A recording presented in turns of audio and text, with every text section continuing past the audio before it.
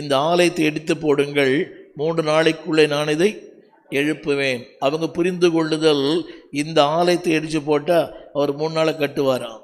இதுதான் உலகம். நாம் ஒன்று சொல்ல, உலகம் இன்னொன்று புரிந்து கொள்ள. இது ஊழியர்களுக்கு இருக்கிற மிகப்பெரிய சங்கடம். அவர் ஏதோ ஒன்று பேசுவார், அதை புரிந்து கொண்டு அதற்கு இன்னொரு விளக்கம் கொடுக்கிற மக்கள் ஏராளம்.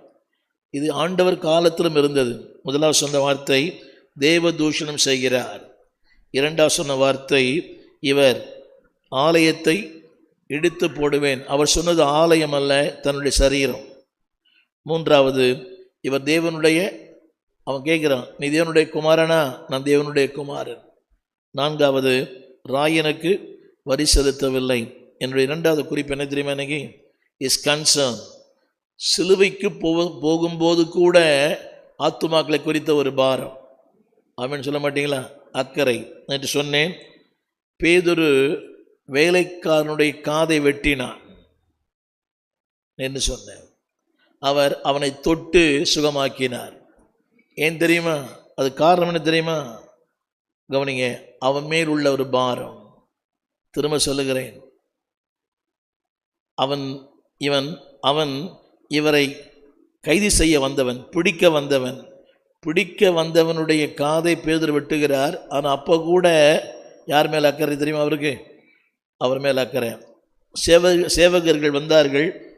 அதாவது 6ஆம் வசனம் நான் தான் என்று அவர் சொன்னார். அப்படியே போடுங்க. அவர்கள் தரையிலே, கவனிங்க, எனக்கு கொஞ்சம் காது கொடுத்து கேளுங்க. தரையிலே விழுந்தவர்களை தரையிலே படுக்க வைத்திருக்கலாம், ஆனால் தரையில் விழுந்தவனை எழுந்து நடக்க வைத்தவர் கர்த்தர். புரியுதா?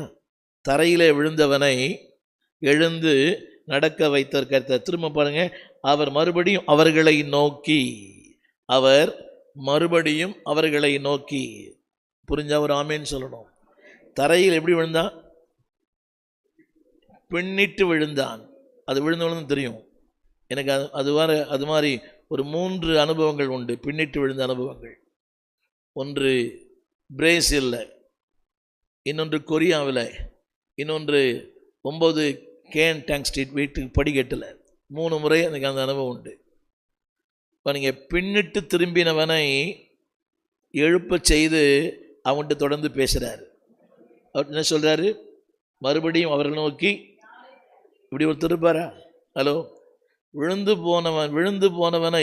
போனவனாகவே வைத்திருக்கிற உலகம்.